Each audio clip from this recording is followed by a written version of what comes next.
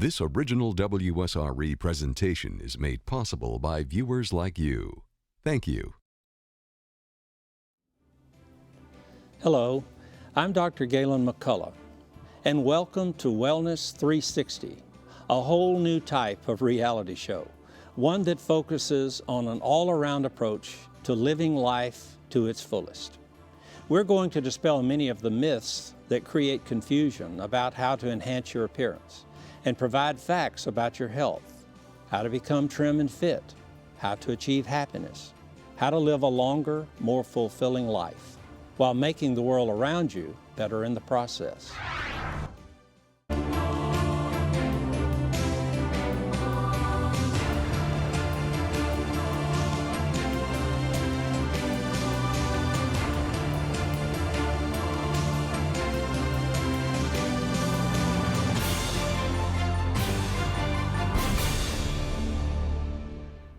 So where do we begin? The answer is at the beginning, with a commitment, a choice to enhance yourself physically, mentally, socially, and spiritually. Your 360 or total well-being should include appearance, fitness and health, performance, happiness, longevity, and success and fulfillment. Appearance. Here's a young child with ears that stick out, and if you notice, they're not exactly the same. All we did was bring her ears back into a normal position. So the message here is you may look at another individual who is considering having something done to change their appearance and their lives in a positive fashion. And your response might be, you don't really need to have that. But that's not what they need to hear. Remember, what may seem to be a small thing to you, to the person who lives with it every day, is a major impediment. Once you have made the choice to enhance all the cells that make you who you are, you have to do the research. But as you do, buyer beware. Don't believe everything you see or hear. Beware of those who prey upon the vanities. Beware of those who promise beauty in a bottle, smoother or youthful skin, melting away fat with a pill or machine that doesn't penetrate the skin. This is just not reality. A good rule to remember with any skin enhancement procedure is, unless it takes 2 weeks to heal, you generally are not going to get any long-term improvement. Here's a lady who enjoyed the sun a lot when she was younger, and then as she began to age, she developed barnacle-like spots on her face, her chest and arms. Some were precancerous. Nothing of a quick, simple, or easy nature will take care of these advanced signs of aging. Nothing that comes from a bottle or heals quickly. The proper treatment is to resurface the skin with a procedure that takes a minimum of 2 weeks to heal. Anything less is generally a waste of time and money. Cosmetic myths. Cosmetic procedures that promise no downtime and cost less than traditional techniques. Too good to be true, it probably is. Before you consent to any procedure or program that promises to enhance the way you look, help you lose weight, build muscle, have more energy, and live longer, do the research. Don't rely upon the manufacturer's information or that provided by an advertising agency. Here's a misleading ad taken from a major newspaper. The lady in the photograph has acupuncture needles in her face. The caption says, "She looks like a hedgehog," but this woman is actually receiving a painless acupuncture facelift that's cheaper, safer, and just as effective as old-fashioned cosmetic surgery. Clearly, after all these needles were stuck in this woman's face, her tissues became swollen and some of the fine wrinkles disappeared for 2 or 3 days. But the idea that needles stuck into the face for a few moments tightens loose skin or removes fatty tissue underneath defies all logic. During your consultation, ask the doctor recommending the treatments some tough questions, like, how many of these types of procedures have you performed in your career, and do you now perform in the average week or month? Do you have before and after pictures of patients that you've personally treated? If a problem occurs, who will take care of the challenges. Who's going to actually be performing my procedure? Do the costs include follow-up visits or management of complications should they occur? In selecting a doctor, whether it's a cosmetic surgeon, a cardiologist, or pediatrician, the prospective patient should make an appointment to interview the doctor. Prospective patients often feel a bit uncomfortable asking the doctor pointed questions, but it's your body. You have every right to ask any question that you want, and you deserve to get a straight answer. These questions apply not only to appearance-enhancing treatments, but those which promise weight loss, healthier and happier lifestyles, increased sex drives, financial security, and problem-free living. Few things in life are permanent. Tattoos, however, are one of them. Body art has been around for a long time, but people having tattoos today are those that you would not expect to be doing so. As years pass, a person's likes and dislikes change.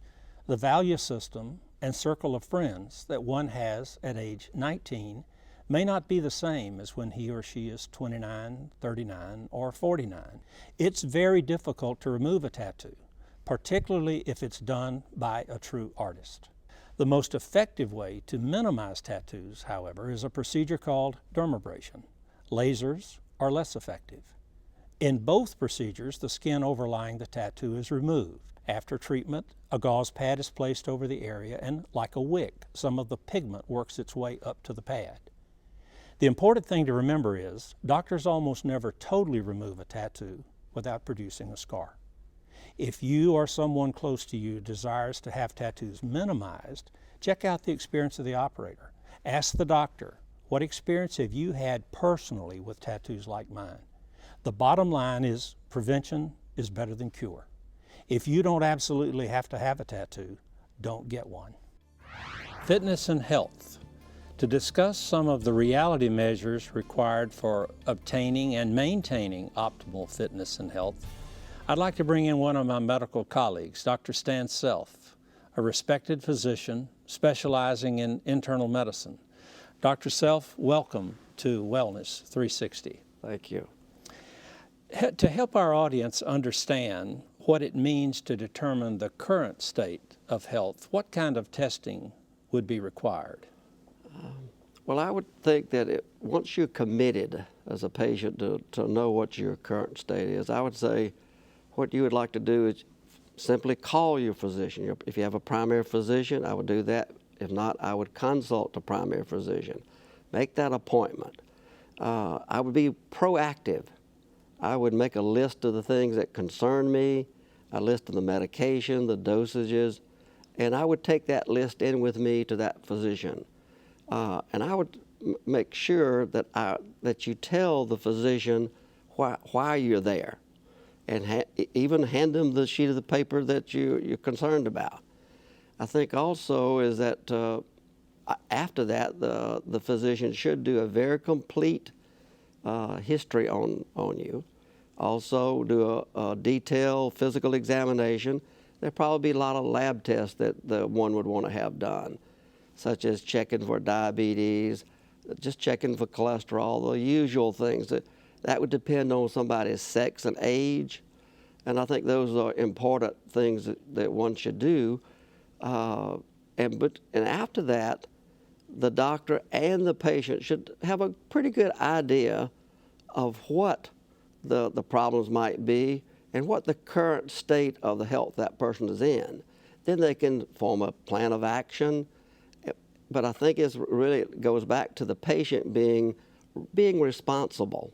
So you have to be proactive before you go in and see your doctor, do your homework. I agree with that. And so many times that does not occur, but I like it when somebody comes in with a list of concerns that they have, and it helps me. And you mentioned testing. What kind of test might be indicated, say, for example, on the first visit?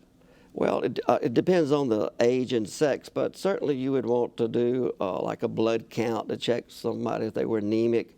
You might want to check their lipids, see what their cholesterol, triglycerides might be. I don't know, make sure they're not diabetic. And sometimes you might want to do hormone levels, thyroid test. like a tracing on the heart would be like a cardiogram. Those are part of routine tests that you would that most people would do and won't and should have done. And at what age would you recommend that a person become proactive and begin to look at his or her current state of health? Well, it's a good question. I think the sooner the better. You know, in pediatrics, we have a schedule for immunizations, but I think people in their 20s, 30s should have periodic checkups. You want to know what your normal values are at an early age. So when you're around 40, we know there's certain things that women ought to have. They should have mammograms maybe every year or every other year after that. Certainly, maybe at age 50, we know colonoscopies are important to early screening with cancer. So, but in preventive medicine, obviously, the earlier the better, because if we can prevent problems, then that's what wellness is all about. Well, prevention and early detection are really the keys to maintaining health. And while we're talking about that, we hear a lot of talk about optimal health. In your opinion, what would you consider to be a definition for optimal health? In my opinion, it's sort of like fine-tuning one's health. To give you an example, just because your thyroid test may be in the normal range, say, it could be low normal. And there might be other tests that you might want to do to fine-tune that. We know certainly with hormone testing that's the issue. So just because one's lab values, say, are in the normal range, that may not be optimal for that person. And it also is, same goes, if it's slightly outside of the normal range, that may not be very significant. So you have to work with your physician and know what the optimal is. But that would be my definition for optimal health. So the lab tests don't always tell you all the answers. The doctor has to utilize his or her own judgment. And although the lab test might be normal, clinically a person might be hypothyroid, for example, or might have some of the signs of diabetes. I agree with you. And that's why you have to correlate your history that you obtained with the patient with the lab findings and make sure that they're compatible. The history part, in my opinion, is probably more important than the physical and even the lab test. Well, that brings up a patient that you and I have had an opportunity to work together with, a lady who came to see me about having nose surgery. And during the workup, I referred her to you for a preoperative screening workup. And during that test, or during that workup, some interesting findings came about. Would you share Rose's story with us? Rose is a unique story, but not unusual. She's a 51-year-old female that, as you say, was coming in for just rhinoplasty. And so I did a complete history on her, physical and lab test. And when the lab test came back, she was, by definition, she was a diabetic type 2. She had a blood sugar of over 280. So, you know, normal is 100, anything over 120 is you're a diabetic type 2 by definition. She also had very high cholesterols. It was over 400.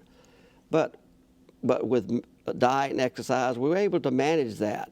So even though we had to postpone her surgery, once diabetes was under control, she had surgery, she had no complications, she liked the results.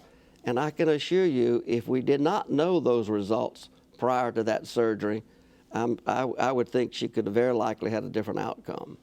Yes, because the increased incidence of infection and delayed healing with uncontrolled diabetes is a reality. Well, Correct. You know, I've had the opportunity to see Rose on several occasions since her surgery, and she tells me how much happier she is. She's feeling better, she's lost weight, she has more energy, she's performing better at work.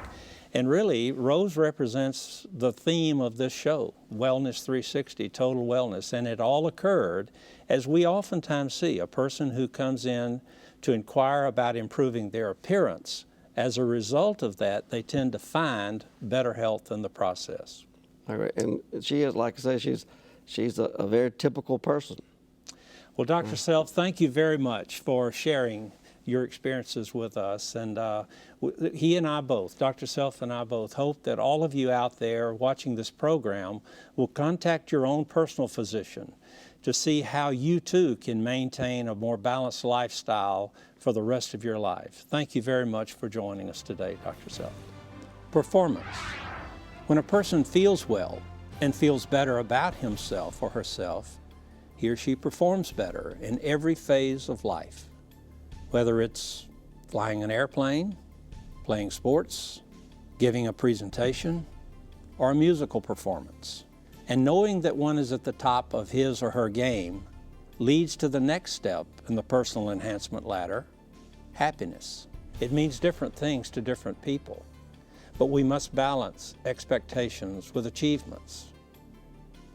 Joining me are two of the happiest people I know, Danise and Nelson Welman, two people I've known for the last 5 years, and I don't think I've ever seen a frown on either of their faces. Nelson, Danise, thank you for joining me today. Oh, you're welcome. Danise, you seem to always have a smile on your face. Have you always been a happy person, or did something happen that caused you to change? I like to think I've always been happy, what I remember, but I also think, Dr. McCollough, it's a choice. I mean, there's been sad times in my life starting when I was 19, and because I lost my mom then. But so I think you have a choice. You have to say, hey, I can either stay on the sad side of life or I can stay on the happy side of life. And fortunately, I have found somebody that helps me stay on that happy side of life. And it works. Well, it's a give and take, isn't it? It is a definite give and take. And Nelson, you're not quite as animated as Danise is, but you seem to always have a little smile on your face too. Can you tell us about that? Well, we agree to roles in our lives together. Danise is the one who keeps our head in the clouds, and I'm the one that keeps our feet on the ground.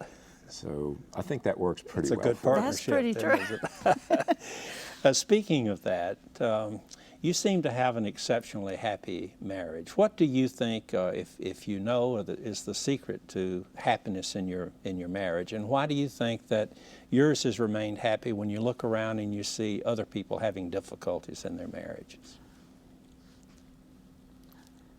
He's my best friend. He really is. And I think that's a huge difference. I'd much rather do anything or nothing with him than anybody. And so maybe the love, the passion, everything as you get older might dwindle a little bit, but the friendship always stays strong, and what we like to do together, and I don't know, it's always my best friend. And it begins in yourself. Yeah. She's a happy person to begin with. I'm a happy person to begin with. And that's those choices that you make day in and day out when you wake up. And I choose to be happy, which allows you to be happy with me. It's a win-win. Well, you enjoy doing things together. I know you've shared with me some boating, for example, and you find common interest, and then you become passionate together about those interests. Now don't leave out dancing. And Always. Always dancing. well, you're dancing in your mind and you're dancing with your feet as well. What advice would you have for other couples out there or individuals who are looking to find happiness in their lives and in relationships? Oh, it's hard to believe we could give advice, you know, but what do you think? When you wake up every morning, you look at yourself in the mirror and you decide, what am I going to do today and how am I going to feel about it? And like you said before, the choice is, let's be happy. Let's don't dwell on any of the things we have no control or influence over. We have friends of ours who will say, how do y'all stay so positive and happy and going? You know, y'all are just, you never have bad days. Oh, we do. We do have bad days, but it's how you handle a day that's a little worse than the other days. It's how you choose to address all the problems that people encounter. You can either choose to look on the negative side or the positive side. And Right. it certainly appears that the two of you have chosen not only to live on that side, but to exemplify it to other people. And it's amazing how when you give away a smile, you tend to get smiles back in return. Always. It's the universal language. Yes, No matter where you yes. go in the world, if you smile 90% of the time, you're going to get a smile back. Yes. And we must be smiling because you're smiling. You're smiling back too. Well, you make me feel good when I'm around you. You always have. Thank you, Danise and Nelson, for joining us today and for sharing how happiness feels and a life lived well as Mr. and Ms. Welman. Our program is called Wellness 360 because it is designed to encircle all of the factors that lead to health, happiness, prosperity, and longevity. Longevity is our next step. Medical science has determined that there are a number of health risks that tend to shorten one's life. High blood pressure, high cholesterol, diabetes, and obesity. Perhaps the best example of a person who took personal responsibility for her own health and determined on her own that she wanted to live a longer and happier life is April. April's story is all about personal accountability and doing the things that are required to look your best, find better health, improve performance, and become the person you were meant to be. Now, that's how to contribute to the healthcare crisis. The lifestyle choices we make will make us more productive citizens. There are no guarantees to a longer life, but when we take better care of ourselves, we certainly improve our quality of life. It's not easy to make life-altering decisions. It takes a lot of courage to change the way one looks and the way one looks at life to achieve success and fulfillment. Another individual who made such a decision is Andrea Soltis. Thank you, Andrea, for joining us here today.